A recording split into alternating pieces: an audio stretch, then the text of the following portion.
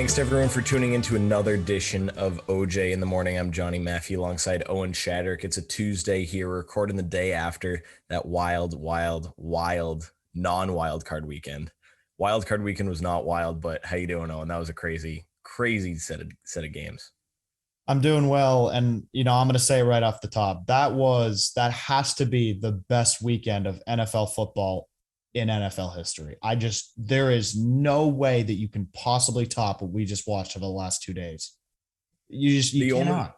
The only thing that would come close would be a slate of college games. That's crazy, but that's not fair because there are 100 college games. This was 4 games. The first 3 were road walk-off field goals. You can't do that in baseball. You can't walk off in baseball on the road. We saw 3 road walk-off field goals, and then the fourth game was just somehow the most wild, and we're going to get into those shortly. We're going to start off, as we always will and do, with our Sargratulations. Owen, what's your Sargratulations this week? Sargratulations to people who don't like sports. I am so sorry for you. I feel so bad because you just can't come out of a weekend like that and possibly go sports stink. No, you can't do that. It further proved that sports means so much more. It's just, I don't know. So congratulations to people who don't like sports, because I don't know what's going on with you, but you got to figure it out. My congratulations. We're going to talk about NFL pretty much the rest of the episode. I'm going to just start with some stupidity I saw last week. The Washington Wizards were down 118 to 119 in the waning seconds of their game. Again, this was last week, but I just have to bring it up because of how dumb it is, and we'll talk about football the rest of the time. They have possession. They have the ball. They take 2 shots and miss. They were both 3-pointers, so congratulations for missing 2 3-pointers. That's great. You're down by 1. You can make a layup. That wins you the game. You can draw a foul driving to the hole. That ties the game if you make 1 of 2 free throws. You can do countless number of things. Don't take 2 shots from behind the arc, and they weren't even both great looks, but enough basketball. Well, hold on. No. I got one more thing. I would like to add on to that and say congratulations to the Wizard for giving up 51 points to Jason Tatum last night. Thank you very much for that. We appreciate it. Celtic Nation. It's you can't make the Celtics look good this year. You have your own problems. Yep. Moving on. Football gods certainly rewarded us after super wild card weekend last weekend, which was littered with blowouts and, just not great games. This was the best weekend ever. We're going to start with the Rams and Bucks. That's Brady. That's probably the game we cared about the outcome the most. I don't know if I'm speaking for you or not on that too. We'll get to that later. Okay. So this game was like going to the grocery store, right? There's a group of grandmas, peanut butter jelly aisle. You just can't get your essentials right away. All the milk, like just not good sell-by dates or anything. Then you go on a roll. You need to get your kid at school. You get all the stuff. Boom, boom. You make it on time. And then there's only one register open. And there's a huge line. And I mean, call me crazy, call me Colin Coward, but that's exactly what this game was. They sucked. Lucky came back. And then Todd Bowles made the worst call of the season, or at least of the playoffs, I'd say. Todd Bowles did not pick up his kid at school. Like they're done. They're going home. It's not just that call. They did a lot of stupidity, but oh my goodness. Am I like, you know what I mean? You would think that the game plan for this game would have been to cover Cooper Kupp as much as possible, but I guess the last 30 seconds of the game, he was like, you know what? We're good. He's the last 30 seconds, he was wide open the whole first half. And he was wide open on the last play of the game too. Twice, like pretty much. He wasn't wide. You won't call it wide open, and Stafford made good throws. He put it there. It wasn't like when, we'll talk about Tyreek Hill later when Hill's wide open and Mahomes just flicks it to him. But, it was like a Super Bowl 51 replay on NBC. And the only different thing was it was Michaels and Collinsworth, not Buck and Aikman. Yeah. And I literally, like, I can't even talk. You just said it. I have in my notes. Todd Bowles not a good game plan. Double cup, all caps. Triple cup. Don't corner blitz, cover cup. Those are just three. Like, Yep. you're not gonna win if you let him do that. Don't let Cup beat you. That's why, like, No. I guess we're so used to it with Belichick because he takes away the best guy. Not that he did last week, but I did you? I don't know. Did you see my poll during the game? What's the Bucks' best way to victory? Yeah, we'll put it up right here. I got it rolled up. So Set up I'd, for you. I'd I'd like to assume that these are my funny followers that said don't cover Cup if they want to win the 46.2%. I got a whopping 13 votes on that, but yeah, we'll throw that up there for you. Thank you, Owen, for throwing that up. Here's the breakdown. So Cup, like the corner blitz. All right, you tell me. You start on the corner blitz. How dumb a call was that in regards to the rest of the dumb calls this season you've seen? I mean, there's been a lot of dumb calls in the last couple of weeks, and that one was up there because the Rams, excuse me, entire game plan this season has been we're going to give it to Cooper Kupp or one of our receivers that you don't know about because Cooper Kupp is double covered. And they didn't cover the one guy that they're supposed to cover. And you have it in your notes. The defender Davis was jogging to get Kupp. It was like Kupp was open by a million years. You have to cover him at all costs. Yeah, so and it's whatever. Oh, you made this magical comeback and you're tied. You're not going to overtime yet. There's still 30 seconds left on the clock. Like, it's not over. It wasn't over. I mean, and now it's over, and you're going home with your heads down low. But it's just like you got to cover Cooper Kupp. That's it. It was not over. We'll throw this clip up too for those watching on YouTube. So, Kupp, I'm not going to break down whatever. The blitz happens, right? The corner leaves, but then the safety is flat-footed and doesn't start running to help Kupp. Breezes by him. So you can't give him a head start. You got to play some sort of prevent with him, some sort of double coverage prevent. And then, yes, like you said, Carlton Davis jogging, just like on Kupp's TD in the first half, where he was playing zone. Kupp found some open space. That's fine, whatever. That's zone. He was probably doing his job. But then Davis jogs after him like he was on the beach with his bird dog shorts, doing the free state of Florida and all it has to offer. But actually, he's a DB for the Bucks. He makes over $1 million a year to sprint and run and tackle. And I'm not really like a Bucks fan. I'm like a Brady fan. But to put it in their terms, he did not defend the ship. That's like releasable, cuttable, whatever. Maybe he's only making $1 million next year for his rookie deal. But he didn't like that. It was just, there were some embarrassing points for the Bucks in that game. Just like, hey, Super Bowl 51 too. There were some embarrassing points for the Pats there. But it was hard to watch some of those plays by Davis and others. I don't know if you noticed the jogging in real time or not. No, I mean, I was at work during the game, Oh, yeah. but I kind of saw a glimpse of it on the TV, just Kupp blowing past the defender. But I mean, you said it, you have it here in the notes. Like, the Rams also added Odell Beckham Jr., who's been outstanding for them ever since he joined the team. And they had a better game plan in the first half and then the last 30 seconds. And the Bucks tried to fill in where they could, almost did fill in where they could. And they tried to give it up.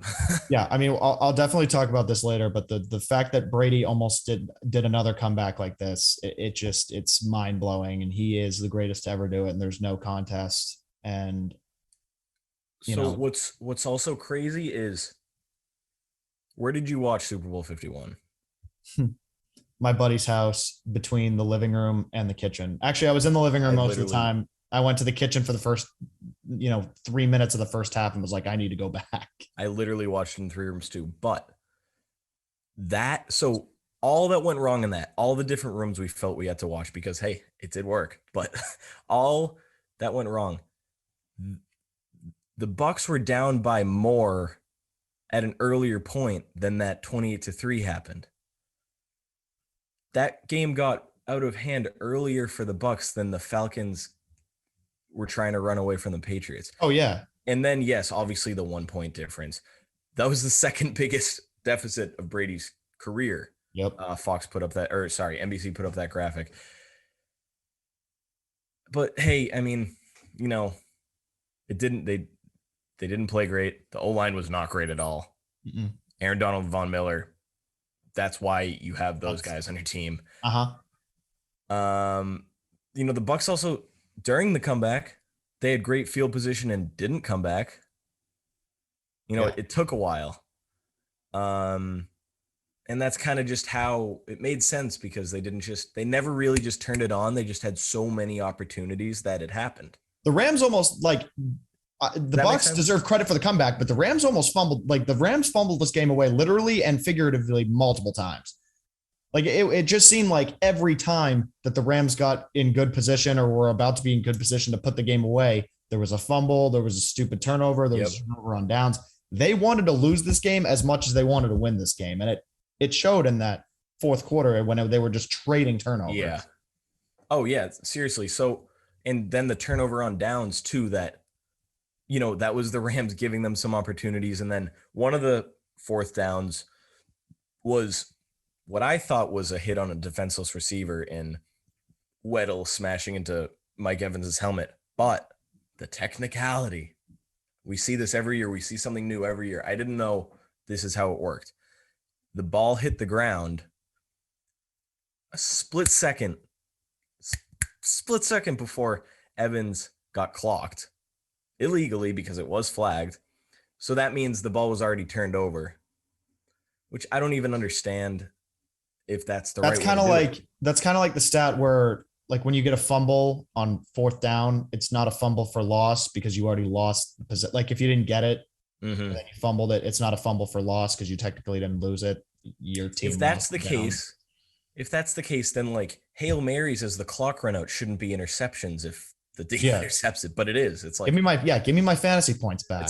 Yeah, seriously. If you want those, if fantasy generates these ratings, you love NFL. So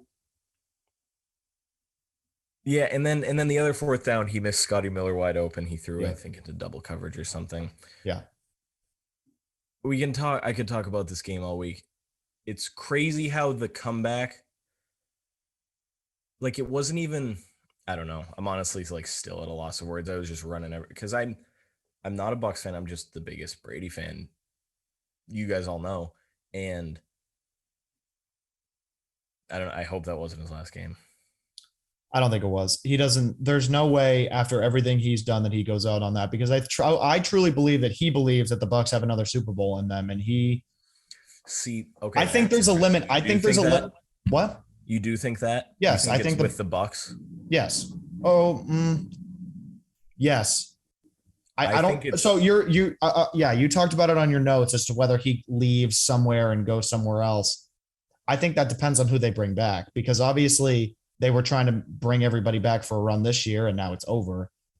But if they can get the same cast of characters back, I mean, I don't see why not. So they need to re-sign Godwin. Godwin's going to but that's the problem is Godwin's going to demand a lot of money they need to get Gronk back.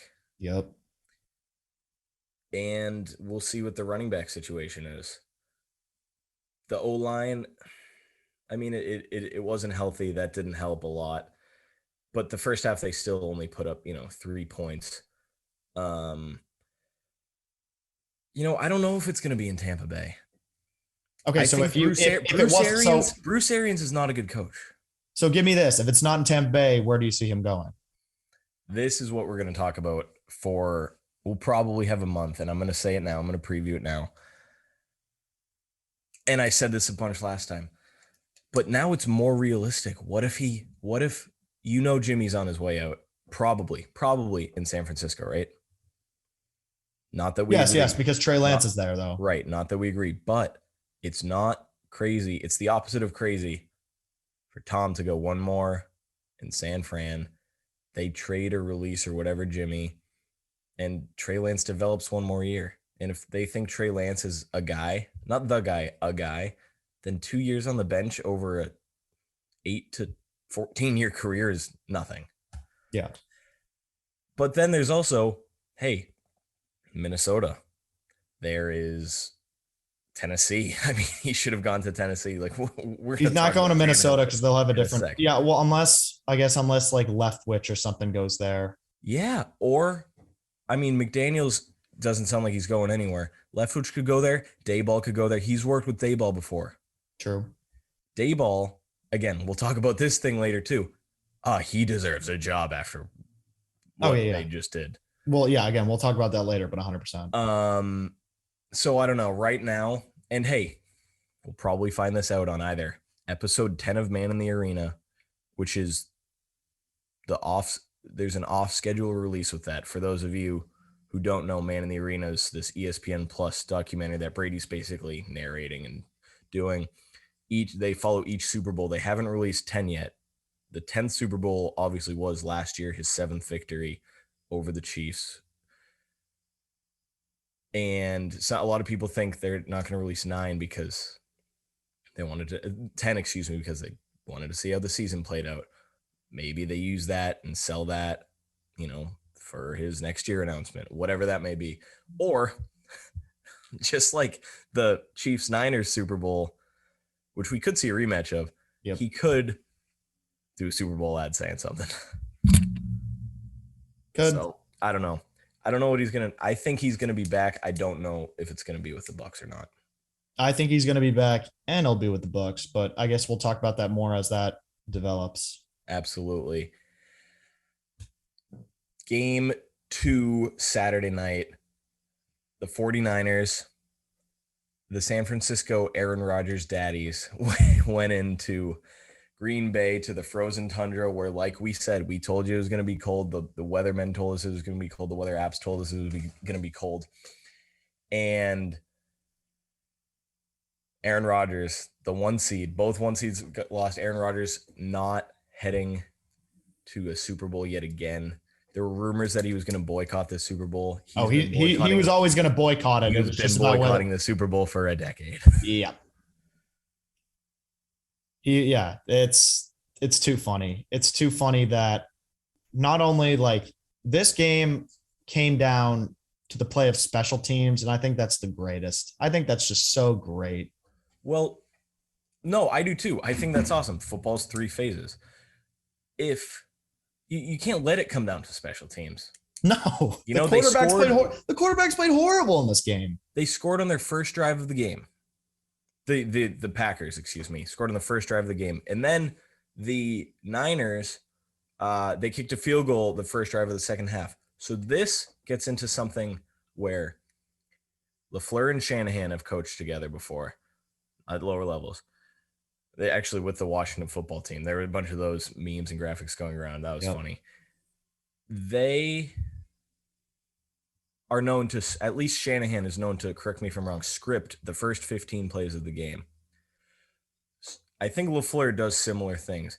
So you're telling me, and so what I assume is they scripted that first drive of the second half. So you're telling me both of these coaches, all they did was succeed in their script. You can't make any in-game adjustments. You can't script other situations. You script the first 15 plays, and that was the game. That was the game. And then a blocked punt because Aaron Rodgers took his 5th sack of the day. So it's like, yes, did it come down to special teams? Yes. Did Aaron Rodgers get a punt blocked? No, but he let that get to that point. Yep. It happened. They did it. It's crazy. The Niners are in the NFC Championship, and it's a lot of it was like, it was just pure shock, like watching it all happen. I picked it. I thought you picked it, but like for me, I always knew, I said it in the last episode, I knew for a fact Aaron Rodgers was not getting past the NFC Championship. And I've been on this 49er bandwagon ever since they beat the Rams. Well, I've been on it for a while, but when they beat the Rams, I was in complete shock in weeks, 18? And now they're in the NFC Championship and they knocked out Mr. I'm the MVP. I'm better than Tom Brady. You're not better than Tom Brady. You didn't make the Super Bowl again. Hang this on your head. You're a bum. Take care. I don't know where he goes next, but I hope it's not in Green Bay because he needs to move on. Bum. I think he's an absolute bum. Yeah, I mean, he's going to be watching the couch on bum And just like, the Bills are going to be watching the championship weekend on, Bomb. he likes watching, postseason football on his. Bomb. Yeah, he's got that That's what I new got. That's what I got he's for got that that. new fiance of his, that actress, and he's living the life, just not on the football field. I need to give a little context here, not really a throwback, but so last year when the Packers clinched the NFC North, right? Liz Gonzalez of Barstool Sports writes the headline, "Same old December story. The Packers are the kings of the NFC North and tied for numero uno spot in the NFC." She goes on to write, "Damn, I love December football. You don't know what exactly is going to happen in the next few weeks, but, parentheses, if you're a Packers fan, you're filled with hope, and for right now, things are perfect." That night, I drafted a headline. I wrote, "Same old January story. Brady headed to his 10th Super Bowl." I wrote this headline the day Barstool Sports' Liz Gonzalez published her Green Bay Packers NFC North title blog. I was planning on using it for Green Bay's inevitable playoff exit. I didn't know it would happen in this fashion, though. And then, I go on to explain, but it's predictable. I have proof of that. My Ride and Pine co-host Jake and Sam, they have access. I don't have timestamps on when I drafted it, but they had access to it. They saw the drafts. They saw it in the queue. And I could have done it again. Yep. I didn't. I should have. But there's no offense. And there's no real excuse for Rodgers. I mean, you got to touch it on the first drive and did nothing the rest of the game. Yep. And hey, we'll show the video here. It's a great video of Robbie Gould and Jimmy G celebrating after the game, and Jimmy G sums it up perfectly right here. Yep. I'm not going to repeat it, but yep. How do we get him to? We need to get him a Gimme Jimmy shirt. We need to just send it out, whatever address he has. We need to start making those, because Gimme Jimmy. Jimmy. Gimme Jimmy. If you're in Cincinnati, are you saying Gimme Burrow or are you saying Gimme McPherson? Gimme Evan, bro. Oh my goodness. I love this football team so much. Very likable. More likable than even the Bills. More just exactly. They're 2 wins in 19, 4 wins in 20. Your quarterback gets hurt. You're brand new. Oh, isn't he going to be all right? Oh, could this be lasting? Oh, is this going to turn him into a bust? Nope. AFC North title, AFC Championship game. Joe did his job. Tannehill didn't. And McPherson, he can miss 2 field goals next week and he'll still never buy a beer again in Cincinnati. Nope. He's got them to a place that they haven't sniffed in a long time.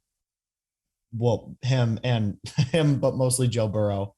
And the fact that everybody, including myself, was rattled when the Bengals didn't draft an offensive lineman, which, well, I'll talk about that in a minute. I'll go down and I'll admit I was wrong there too. They draft Jamar Chase. He has been a rock star for them this year. T. Higgins continues to produce. Joe Mixon continues to produce. Yes, the offensive line was god awful in that game for the Bengals, but so is Ryan Tannehill. Tennessee's going home. Cincinnati's in the AFC Championship game. Unbelievable. So my biggest takeaways from this is something I've been saying for multiple years. I actually do have timestamps. Yes, you do have timestamps on this. Tannehill's holding back Tennessee big time. Vrabel's a smart. He's been a coach of the year candidate, rightfully so. Not like the fake coach of the year where it's like new guys, not a lot to work with. He's actually one of the best coaches in the NFL. How did he approve of this contract extension? I understand grabbing him from Miami, right? You get him from Miami or however they picked him up, and you take a flyer on him. You don't then look at him being carried by Derrick Henry and say, "Oh, let's give him $472." It's bonkers. His job for the last however many years has been this: giving the ball to here you go, Derrick Henry. And then did he step up Did he step up when Henry got hurt? Yes, but so did the other backs even more than him. You replaced Corey Davis with Julio Jones. Yep. And he's the number 2 to Brown. And then you have Vrabel as your coach. You have a good D.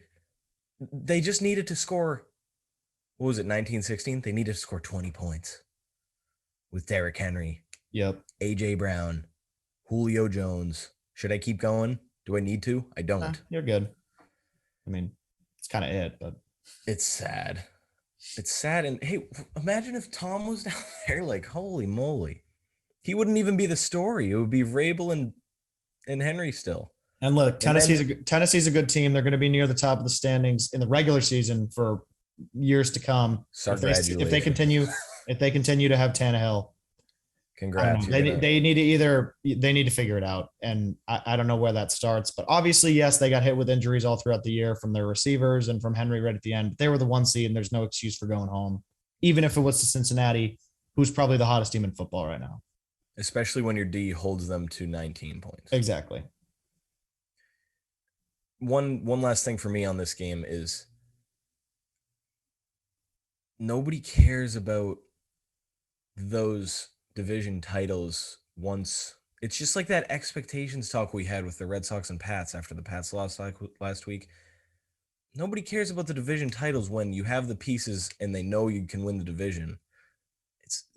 Plus that division is pretty awful.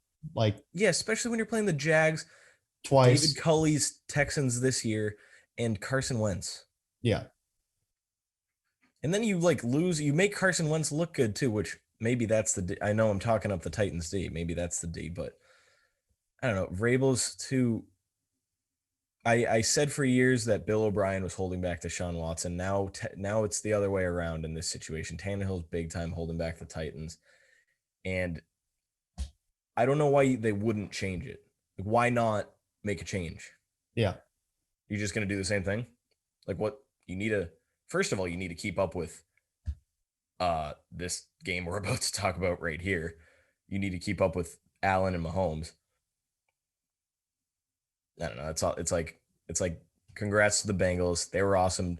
Like I said, Burrow did his job. McPherson was gold. What the hell, Tannehill? Yep. You want to kick off this next game? I called it last week. I told you that this would be the game of the week, and boy, was I right. And I'll put up a graphic from BR Gridiron. It was freezing cold takes caught them in a lie when they said that the Rams Bucks was going to be the game of the week. But this, I was watching. I've never rooted so violently for a game that didn't have Boston sports in it. I was all for the Bills. I didn't want the Chiefs back in the AFC Championship. I can't believe 13 seconds was too much time. Here's another thing too. Patrick Mahomes in 13 seconds got more yards than Dak Prescott did, or had more time to win the game than Dak Prescott did on his QB draw. You're saying Mahomes, it's good he didn't run? Yes. So when you have that much time left, you typically like to throw the ball and step out of bounds instead of running to the middle of the field and having no play design in mind. We're going to do something for a sec.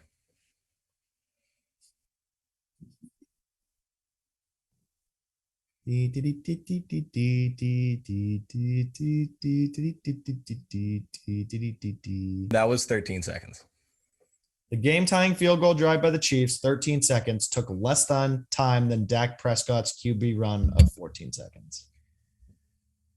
The timeouts were amazing. Do I give Mahomes all the credit in the world? No. I do. Really? Well, he did, like, he made the throws. But, yeah. Okay. Yeah. He made the throws, right. But a wise man once said, Travis Kelce, nothing matters before the but. I take that on a case-by-case basis. I also don't know who that man was. But this game was almost like, to bring back the grocery store example, you're going to the grocery store and everything's going all right. And then, like, you find a bunch of freaking great deals. Seltzers, 3 for $10. Oh my gosh. They have fully stocked raspberry lime. Favorite Polar Seltzer, whatever seltzer brand. Stop Shop Seltzer, not bad. Big Y brand, I like it too. You hurry up. Let's go. And then you don't hold up in line. Every register is open. Self-check anything. But you can't cover Tyreek Hill. And that as a football fan, that was that game. But the Bills, like Mahomes just throws it to the wide open guys.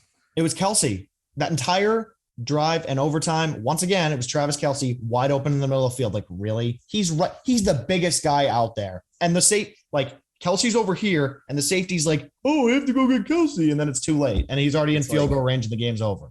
It's like, sorry, go ahead. No, and it's just, we'll talk about the overtime rules in a minute. I do want to talk about that, but we obviously want to talk about the in and outs of the game first. But like, that's just so much. It's just so much time for Kansas City. And it's 13 seconds. It's ridiculous. So when we knew Josh Allen and the Bills gave them too much time to score with 1:54 left, we knew that. Yeah. And then the Chiefs gave the Bills too much time. We thought that too. We thought there's too much time. Yeah, there was 25 points in the final 1:54 of the game. Inside the 2-minute warning, 25 points. 25 points. After the 2-minute warning, counting OT, 31 total because the Chiefs tacked on 6 more. Hill was the whole problem with the first. I can't believe we need to number these touchdowns. The first touchdown inside the 2-minute warning. Yeah. That gave the Chiefs the lead after we'll show it here, but after the Gabriel Davis ridiculous ankle break route run touchdown, then Hill comes back, and then you're like, oh God, they did it again. And then Josh Allen goes, hold my beer, I'm coming. And that's exactly what it did. And the whole idea of not giving Mahomes enough time, like 13 seconds. If you're on offense, you're doing your job. It's not like they scored the first play and then they give Mahomes 50 seconds. No. It was 13 seconds and you still thought, oh, there's 13 seconds left. Like, well, it was kind of like, okay, they have 2 timeouts. Could they go deep? Oh, no, the Bills won't let them go deep. And then they go, mid-range, deepish twice. It was just, it's inexcusable for the Bills D. And that guy, Leslie Frazier, is probably going to get a job. I don't love that. Yes, Mahomes has the strongest arm in the league. Actually, maybe Allen does too. Those are the 2 best quarterbacks. Those are the 2 strongest arms and probably the 2 best quarterbacks in the league right now. The thing with Mahomes, though, we're going to see him one day without Hill and Kelce. Yep. I don't have high expectations. I can't wait for that day. We've seen Allen be electric, not this electric, without Diggs. Now he has Diggs. He has his one guy, right? Yeah. He makes McKenzie and Gabriel Davis had 4 touchdowns. Gabriel Davis had 4 touchdowns. Jerry Rice or Randy Moss never did that. No. Michael Irvin never did that. The Cowboys went back to back to back in the 90s, and Michael Irvin never did that. You can put him in the same breath as Brady now, saying, oh, Brady throws walk-off touchdowns to, who was it, Kimbrel Tompkins? Like, you can say Josh Allen threw 4 touchdowns to Gabriel Davis. Yep. That's a similar. Not to discredit Gabriel Davis, he's a good player, but like. Right, but. Putting him in the same breath as those receivers. It wasn't Hill, it wasn't Kelce, it wasn't Moss, it wasn't Jerry Rice. It was Gabriel Davis. It wasn't even Edelman. Gabriel Davis isn't his equivalent of Edelman. He's not his Cole Beasley. Nuts.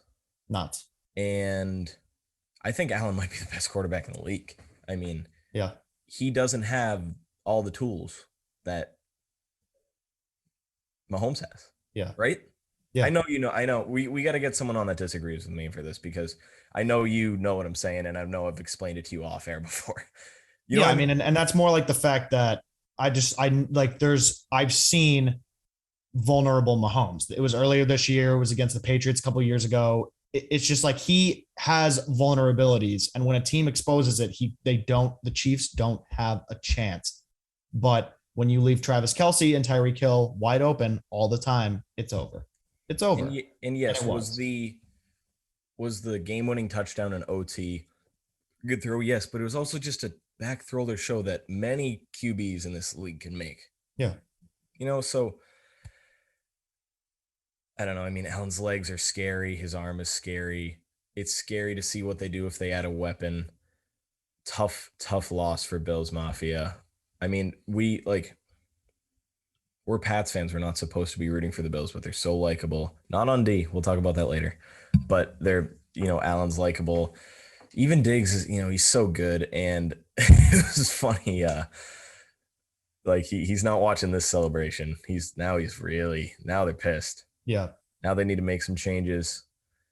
And we'll talk about this briefly too. And then we'll move on. Dable might not be back next year. Mm-hmm. Frazier he's got to get a job after that game. After that playoff run, he's got to get a job. Frazier might not be back next year. Dable's getting a job. Dable's getting a job. I'd assume so. It changes things. It definitely changes things. And we'll see. We've seen Dable develop a quarterback. He's worked in the Pats system. He's, he does things with less than a Bieniemy. Yep. And yes, Bieniemy should get a job too. It's just, it depends on the situations for them. But Dable, it looks like he can work with more situations because of where the Bills were to where they are now, compared to just, Hill and Kelsey are wide open. Can he go to Denver and say, Jerry Jeudy, can he draw him up, get him wide open, and then, draft a QB, sign a QB, who knows, Rodgers or whatever? Maybe. But, we say in the NFL, they'll be back, right? We're all guilty of it. Yeah. I don't know. It's tough to lose like that twice in a row after the highest of highs beating your nemesis last year, who under Brady, they only beat like 3 times. And then you come down and Josh Allen basically tosses another perfect game. Yeah. And gets them the lead with 13 seconds left. Not 50, not 30, not 25, 13 seconds left. And you might lose your offensive coordinator and your defensive coordinator. Yeah. So we say guys are going to be back. It could be a tough little hangover. We'll see. That's just all I'm saying. There's a chance there's a hangover. So my final thoughts on this, we'll move on in a sec. The overtime rule, we can do this quickly. It was a big topic of controversy. Do you think it needs to change? I think it should change, not because of what happened last night, though. Like, why can't we just, like, I hate when everybody talks about this when it happens. Let's talk about this in June. Enough people should agree that it's stupid. Yeah. Hey, that's the rule. I didn't mind it when we beat the Chiefs in 2018, but in a game last night, it just ends so suddenly like that. It's like, I don't know. Well, yeah, I mean, as a broad fan with no dog in the fight, yes. I mean, I wanted that thing to keep going like a college game would. They need it. I think they should do the college rules. The old college rules, the new college rules with the 2-point conversions. Yeah, I was going to say, third round. I hate that. That's equivalent to a shootout in my mind. Yeah, I agree. We'll do that in a month. We'll do that after. We'll do that in February. Yeah, after the Super Bowl. The point is, my preview on that is I don't think it needs to drastically change right now, personally. But college. No, I don't like NFL. Yeah. So you're good with the one and done? I'm not. I'm asking about it because a lot of people were like barking at it, but the fact that it's helped, it does come down to a coin toss. But I'll put it up here. Keenan Allen said, "Well, it doesn't come down to a coin toss. No, it comes down to your defense performing in basically a 2-minute drill. It comes down to being a complete football team." Exactly, and that's why I'm fine with it in that aspect, because I agree with the fact that like defenses win championships. And I wanted the Chiefs to lose, FYI. So. Oh yeah. No, 100%. It comes down to being a complete football team. Exactly. Anyway, and we can move on, but that's just all I have to say about that. Yeah, I mean, I don't know. It's just after this weekend, I can't even wrap it up. Exactly. We're moving on to the couple of our mid-show segments. We do these every week. Let us know if you like or dislike any of these answers. We're not gonna kill the segments just yet. But what is your surprise of the week this week, Owen? it's not a surprise as much as it is pure shock, but the fact that Brady almost did it again, almost came back down 27-3, as deep in a hole as you can get, and the Bucs tied the game. I was literally watching the game more than I was actively participating in my job, and just watching him do it again and stay focused and come all the way back, even just to lose, it was I was just surprised, but it was also like it was just complete shock. And like we're witnessing greatness every single day with him. And that's it. That's my surprise of the week. Absolutely. My surprise of the week is how crazy the divisional round was. I know we said it, but I just need to say it again. It was after we really got rewarded after those blowouts last week, and I'll take those blowouts any week if we can see another weekend of that ever again. My exactly what we thought of the week was the Bills Chiefs over hitting. No, I didn't bet on it, but it was just so obvious that game was going to be high scoring. And then after all of that, we saw 31 points in the final 2 minutes. That was my just level expectations of the week. Mine, Houday Nation, baby, the Bengals. Looking at that team and the way that they came into the playoffs versus the way that Tennessee came into the playoffs, I just thought there was no way that team was losing, and it is exactly how I thought it was going to go, and they're moving on to the AFC Championship. Yep, my disappointment of the week. Bum. I think it's an absolute bum. Aaron Rodgers. I mean, you can't just score on your first drive, and he has the whole media blaming it on special teams and everything. No, you have your guys, you have Adams. It's you can't let it come down to that, Aaron, and we'll see what he does next year. Like we said, maybe he'll take a little page out of Tom's book and do it through a State Farm ad, say if he'll be back or not. I hope it's not long and drawn out. We never hope it is, but we'll see. We'll see if he's back in Green Bay. We'll see if he's back. Period. We shall see. My disappointment of the week, even though Tatum dropped 51 on Sunday, and I guess it kind of got erased, on Friday night, the Celtics had a 100-89 lead on the Portland Trailblazers. That's 11 points with about, I'd say it might have been 4 minutes to go. I don't remember the exact time, but the point is they were up by 11 late in the game, and they blew it. They lost. They got outscored 20-5 in the final 5 minutes of the game. Jeez. And it was at home. It's just inexcusable, especially that's the Blazers without Damian Lillard.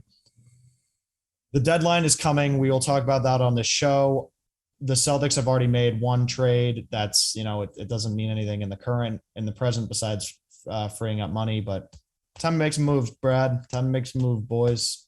I hope all the Celtics moves are more long-term because this seems hopeless right now. Yep. And I think it's good for the long-term of the Celtics that they're not going to, they're going to finally move on from this little formula they have right now. Yeah, it's not. If that makes any sense. I think so. Again, we will talk. Does that make about sense? We'll talk about this as we get closer to the deadline. But yesterday proved that you don't trade Tatum, you don't trade Brown, you don't trade Robert Williams. But I think everybody else is up for sale. And those have been the reports. Yeah, and I'm fine with that. Honestly, cool. I wasn't fine with that about a month ago, but it's just getting pathetic at this point, and I'm done. I mean, we'll revisit. Yep. We're gonna talk a little MLB. Have we talked MLB yet? We did. Well, I mentioned it last week. Oh yeah. It was in one of our segments we mentioned. Now we're gonna dive into one of the topics on the table at the CBA meetings, at these negotiations with the MLBPA and MLB. Expanded playoffs. First, I'm gonna ask you, and I'm gonna say what our thoughts are, and then we're gonna say how it impacts this current lockout, and expanded playoffs really is a big part in impacting opening day. What are your thoughts on expanded playoffs for the MLB? When it happened in 2020, I loved it. I kind of actually, you know what? I was in on it all last year. And then I watched this past year's playoffs, 2021, and I was out. I would rather have one wild card game in each conference and then go whatever best of 5, best of 7 series. And then I would do it the way that they keep doing it now. So you only not want a full first round and then the DS and CS. No, I'm going to say no. I'm going to stick with that because The wild card game between the Red Sox and Yankees was fantastic. The DS between the Red Sox and the Rays was fantastic. I know I'm speaking just Red Sox series, but that's all I watched. And then, you get, I feel like you get more excitement when it's win or go home, and then you go right into this best of 5 series until you get to the championship series. Right. I liked it in 2020 when we didn't have any sports and we got expanded playoffs purely based on the fact that I think the MLB needed some money. So they were like, oh, let's throw more playoff games in. But like this is all about money though. The Miami Marlins were making the playoffs. But this is all about the money though. No, I understand that. The NFL expanding this lockout is about the money, but I don't think that has to do with the expanded playoffs. You get more ad dollars. That's what. Oh yeah, no, of course, but I don't think I'm saying no. I don't want it because of the way that the 2021 playoffs went versus the 2020 playoffs. I just felt like the 2020 playoffs were kind of limp, and the Marlins were making the playoffs. That's not. I don't want teams like the Yankees to slip in the playoffs when they were not good. Right. I want the best 4 teams to be the best 4 teams remaining in each conference at the end of the day. So we don't totally disagree on this. I'm against 2 things. 1, I don't want undeserving teams in the playoffs. And 2, I don't want a 162, sometimes 163 game season to come down to 1 game. And those 2 things contradict each other, because if you want a 3-game series for these wildcard teams, then you kind of just have to make everybody play a 3-game series. But if you don't want, undeserving teams in, then you don't want a wildcard team to play a 3-game series while everybody else sits and possibly gets rusty, that rest versus rust talk. And then they're hot and they're beating the 1 seed because they've got live at bats all week. They've been in the heat of the competition all week. So I think I'm pro expanded playoffs because I don't want the 5th seed, right? I don't want them, who might have a better record than the 2, 3, and 4.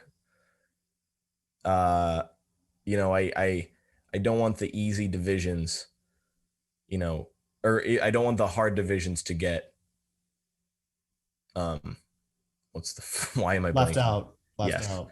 The Rays won 90 games multiple times and didn't make the playoffs. And they won some of those 90 games against those other great teams. So yes, reward the 1 through 4 seeds, but don't leave out those 5 and 6s and possibly a 7. And so I think I'm on the sides of, let's do the 1 versus 8 bracket, 3-game series. Nobody's rusty. Everybody will have their same pitcher matching up, depending on, if you sweep or go to that 3rd rubber match game. I think that's where I'm at. But then again, I don't want an 8 seed in the playoffs.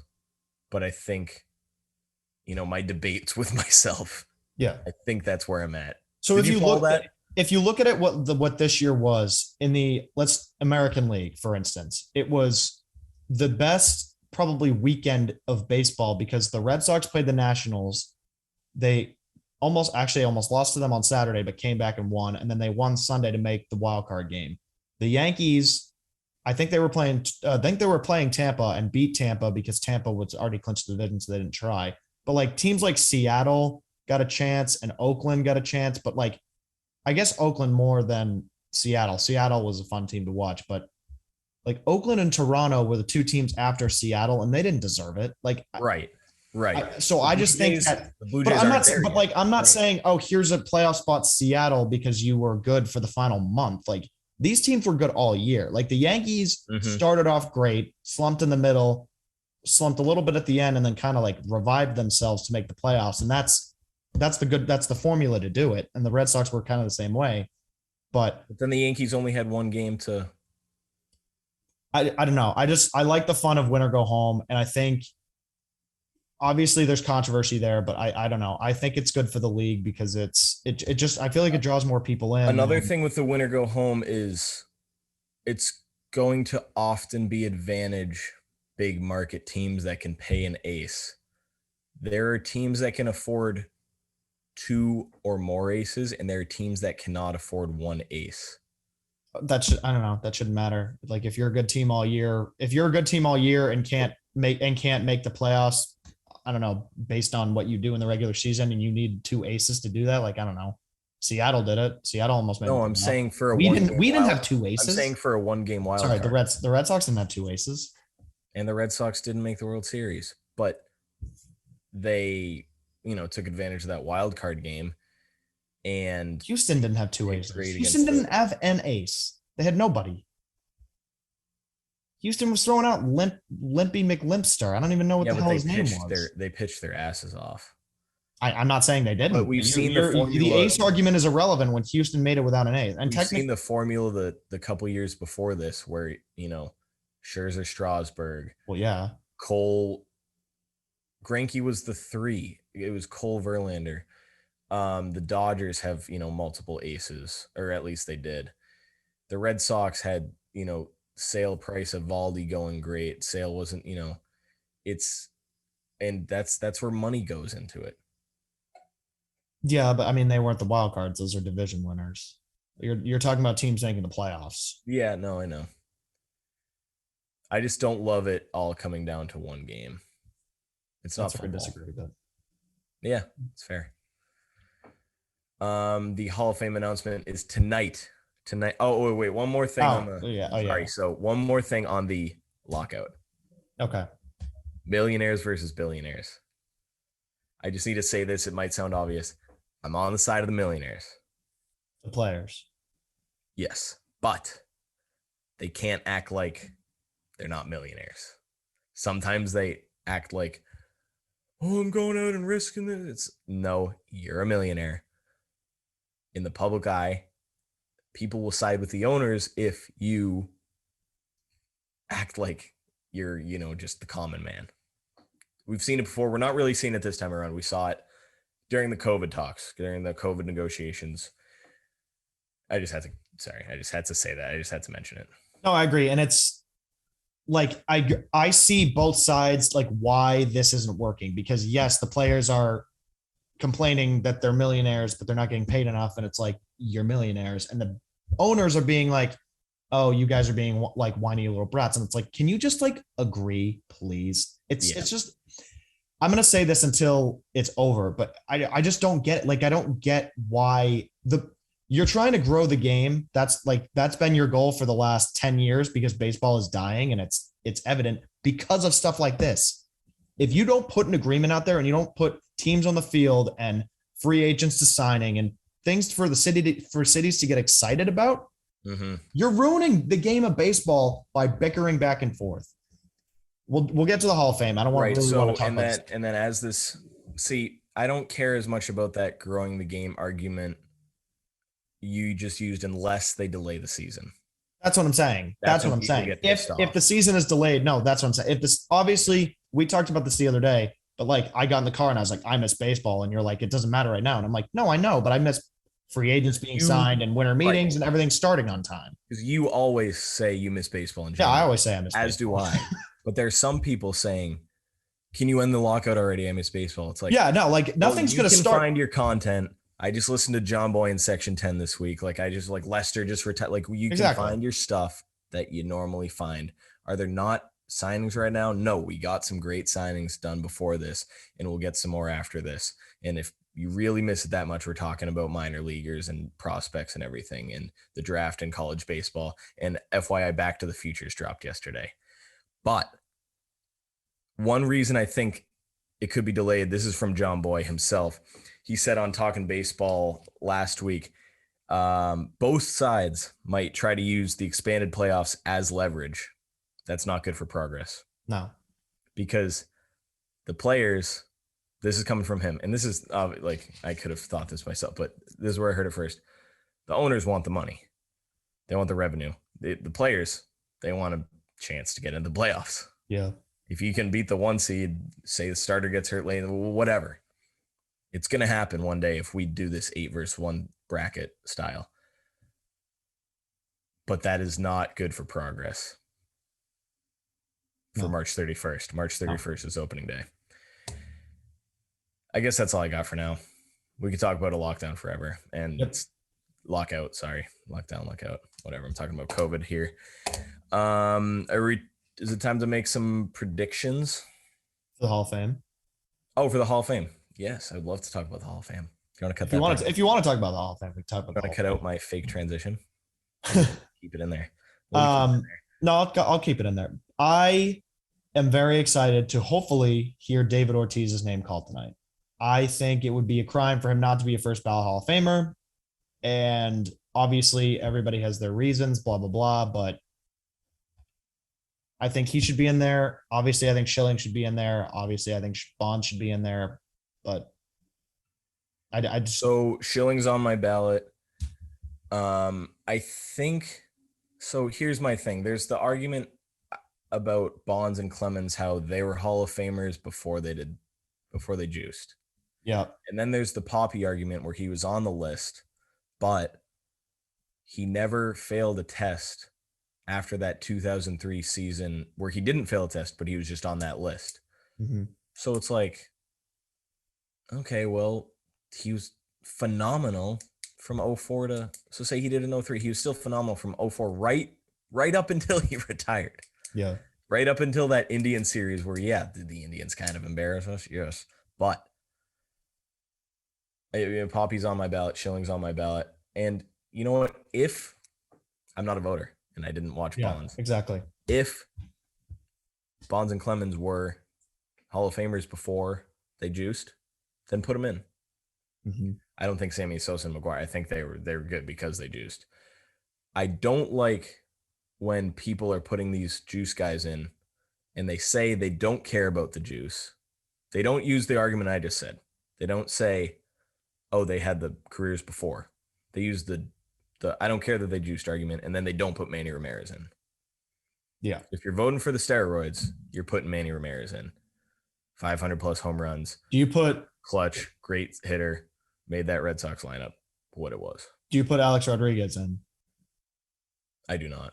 But he didn't have enough of a career before he juiced, probably, right? And who knows when? We don't know as much when he started. Yeah, we don't know when he started. But if you're putting juicers in, yes, obviously. Yeah. But I'm not putting juicers in, and I don't know enough about the Bonds. Yeah, because we're everybody's like, oh, Ortiz got started. Like Ortiz never got caught, or at least if he did he never got caught. And then he was subject to testing. So you don't put Bonds in then? If that's the argument, if that's the case, if the case is Bonds had a career and then he had a Hall of Fame career and then he did steroids. Okay. I don't know if that's the case or not. Yeah. But I am voting Curt Schilling, one of the best postseason pitchers of all time. 3 runner-up Cy Young finishes and 2 were to Randy Johnson. 4 top 10 MVP finishes, maybe. I forget what that number is. I had it in front of me yesterday. Sorry. But the best strikeout to walk ratio so if he was put in tonight, in the Hall of Fame, he would have the best strikeout to walk ratio in the Hall of Fame. Mm-hmm. There's a few guys, current pitchers that are ahead of him now. Sale is definitely one of them. I'll tell you that. Strasburg is up there too, and a couple other guys. But it's just like this whole cancel culture thing with Schilling. If you're gonna put steroids in, spare me the character clause. You're putting Schilling in. It's I know you don't want to talk about that, but Schilling's on your ballot. Schilling's on my ballot. And hey, tomorrow or Thursday, I don't think we've decided yet. We're going to do a little Hall of Fame recap on YouTube. It'll just be, a quick 10 minutes, but tell you what you need to know, what the final results are. Can I read off the results right now, or do you have anything else to say? No, I'm good. You go for it. So there are 174 public ballots right now out of an estimated 392 total ballots cast. That's estimated. We don't know. Of the ballots cast, so if it was 392, you need 75% of that, which is 294. Right now, Bonds, so if only 174 were the vote, Bonds would be in with 77.2%. Clemens would be in with 76.1%. And scroll over to Ortiz would be in with 84.2% of the vote on his first year eligible. Kurt Schilling would not be in. Sosa would not be in. Teixeira would be off the list. Who else would be off the list? Ryan Howard, Tim Hudson, Torrey Hunter. A couple other guys would be off the list. But Poppy's looking good right now. Jake Peavy would be off the list. That's unfortunate. And that is from at not Mr. Tibbs. It's Ryan Thibodeau. He does he's a Hall of Fame tracker guy. Great account. Check out at not Mr. TIBBS if you want. We'll be retweeting him stuff. Check out at OJ in the morning, obviously, as well. I'm ready to predict some football games. Let's predict some football games, shall we? Which one do you want to start with? I think we got to go NFC first. All right, the NFC 49ers and Rams 2021-2022 trilogies kicking off Sunday at SoFi. This game is for the right to play at SoFi the rest of the year. Yep. The Niners, are they as much the Rams daddy as they are the Rodgers daddy? No. But they have a freaking big chance on their turf in their brand new house to become their daddy and then play at their house 2 weeks later for a shot at a ring. One of the most historic franchises in the NFL. Are you talking about the Rams or the 49ers right now? The Niners. The Niners don't play at SoFi Stadium. The Niners have a chance to make it their house. Oh, to make it their house. Okay, I thought you meant that they were at the Rams' brand new house. No, I got you now. I got it now. Gimme Jimmy. We're gonna disagree. I don't know. I don't even know who I know is gonna win, honestly. Oh. But you're just saying gimme Jimmy to say gimme Jimmy. Yep. I don't know. I think the Rams last week proved that they're legit, even though a lot of their good play was early. I think that Kupp and Stafford could do great things. I'm going to pick the Rams in this game. And for the second year in a row, I think that the Super Bowl home team will be the team that plays there. And I think the Rams are going for the gold. That's one way to delegitimize a little bit of what Brady did last year, although Brady did it first. There were a lot of teams that had the opportunity. Brady did it first. The Rams were good. Kupp is good. I think Shanahan's, going to have a better plan for Kupp. And I think McVay will have a plan for Debo. He'll have a plan for Kittle. But that plan will be compromised if, you need a rush. Do you want to rush Jimmy? Do you want to stop the run? Do you want to throw to Kittle? A lot of different. We don't need to talk about much else because if those three things are the biggest things in my mind for that side of the football, when Jimmy's on the field, when Aaron Donald's on the field, when Von Miller's on the field, it's not going to be hard conditions. It's going to be beautiful. It's going to be the nicest, newest, literally newest surface in the league. I don't know. I mean, I'm picking the Niners, but this is my least confident game probably so far. Actually, I wasn't too confident with the Pats either, honestly, if we're being honest. But this is a very, I don't have the same confidence I did, but I'm still picking Gimme Jimmy and the 49ers. AFC? In the AFC, we have a rematch. I love rematches because it's just a whole nother thing to talk about, and it might not even matter. And we might see something the same, which would be cool. We might see something different, which would be cool. The Bengals clearly have what it takes, but the Chiefs were a different animal this weekend. In the first game, Chase went off in that first matchup when the Bengals knocked the Chiefs out of the 1 seed. That time, that was in the jungle. That was in Cincinnati. That was in Ohio. This time, it's in Kansas City. It's in Arrowhead. It's going to be loud. Bunch of young players, bunch of inexperienced players compared to these Chiefs. And, I said it last week. T. Higgins had to do better. Boyd had to do better. They both did better. They got to score some touchdowns. They need to take a play out of, can you beat the Chiefs with field goals? Yes, but like we saw, the Chargers should have kicked some field goals at times, but they're going to have to take some more chances. They're going to have to go for it on third down more. Chase has to do the same thing. He has to do the same thing he did the first time. Did he get 3 touchdowns that game? He doesn't need, the ball can be spread around more. They need to do this Moneyball style to keep up with the Chiefs. They need to spread it out. They need to say, how many passing yards did Burrow have? All right, let's do that again. It doesn't all need to be Chase. And then we'll make them vulnerable when they realize it's not Chase. They need it. Zach Taylor will have a good game plan. He'll have a good game plan. He's a smart guy, clearly.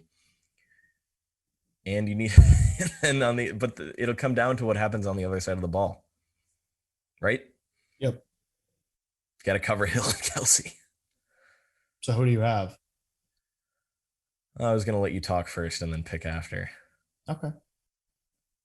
In that case, watching Kansas City last week was a work of art. It was remarkable. And that Bills team is exceptional. And they did it all the way up until the end. Hill and Kelsey wide open all the time. But I just think that the swagger and the confidence in Burrow, in the Bengals plan, in the way they've played defense the last couple of weeks, and in the way that they can catch up on offense with these good teams, I really want Cincinnati to win. And so much so that I think I'm picking them to win this game. And I think that they're going to pull the upset of the year per se. And I think that they will beat Kansas City. So there's a formula. Easier said than done. In the fourth quarter, you need to have 30 points on the board because you have to expect the Chiefs to too. And then you need to ball out. You need to be clutch. You need to be the Joe Burrow we saw go from Ohio State to LSU, take the keys, be the best quarterback in the country in the SEC with this guy named Chase over here, they're going to have both teams are drawing up solutions for Chase and Hill Kelsey right now. I guess it's going to be who has the better solution, who executes, the game plan better on defense, because they can both. We literally saw it in Cincinnati a couple weeks ago, and the Bengals knocked them out of the 1 seed. But this time it's at Arrowhead, loud and proud. It's going to be we can only hope these games are half as good as what we saw this weekend. Right now, on Tuesday, January 25th, I have the Bengals. But that could change, and you need to just find out on Twitter what I say Saturday. I don't know. It's but that's how you want it. If you don't have a dog in the fight, that's how you want it. My real dog in the fight is as a Pats fan, I'd prefer the Chiefs to lose, obviously. I know you agree with me on that. And I prefer the Rams not to have a home Super Bowl because I'm a Brady fan and he did that. And I'm a Jimmy fan.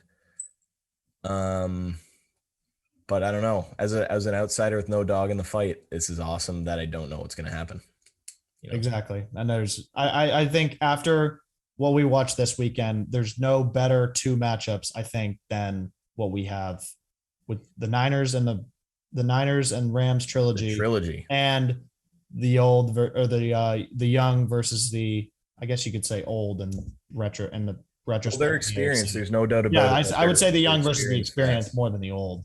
But yeah, so both these games are going to be fun, and I'm excited. I'm so excited for more football. After this weekend, I can't wait to get more of a taste next weekend with these championship games. So early Super Bowl pick. I mean, Rams Bengals, SoFi. What I got, and you've got who's winning? Early Super Bowl pick. I don't know. I got to see how they play this weekend. I think the Rams very well could, but I think the Niners might win the Super Bowl. I think they might win it all. See what happens. Knock on wood. So like we said, probably tomorrow, we're going to have a little YouTube video out. Follow us, Twitter. Owen put it up at OJ in the morning. We're on Instagram as well at Owen and Johnny. Spell that out in the morning. You can find us YouTube, SoundCloud, iTunes, Spotify. You can put us up on your Fire Stick on YouTube. You can do whatever you want. These two beautiful faces right here. Back to the Futures came out today. Look up at the Futures League on Twitter, at Futures League of New England on Instagram. We're on the same platforms for that as well. We just had a little episode 0 today. We're going to do a bunch of interviews with that too. So if you don't know what that is, definitely give it a look. The Futures League is a summer collegiate baseball league. Owen got me that gig. He got me the job there. He's been doing that for a couple of years longer than I have. And we got to schedule out these recordings now because we're getting busy. And the Futures League, Owen, as a Futures League insider, can you confirm if the league is locked out or not? The league is not locked out. We actually agree on things. So the Futures League is not locked out. So go check that out as well. Look at us on Twitter all week. You're going to see our takes, our clips, everything you need to know. And we're going to have, the show will get a little more diverse as the football season comes down to an end. We'll have less games to talk about, less craziness to talk about, but there's no way I could have talked about anything else. We had to fill this thing up and milk as much as we could out of those 4 games. And we didn't even, I could have done an episode on each game because each game was a great game. We can only hope for one of those, walk-off field goal types in the, on a weekly basis, on a playoff basis. I hope one of these games is great, comes down to the wire. And they all did. And, we'll see you next week. We'll see you on Sip of OJ. Thanks so much for tuning in. Any last thoughts? No, enjoy a nice week of championship football, and we'll see you next week. Thanks for tuning in, guys. Have a good one.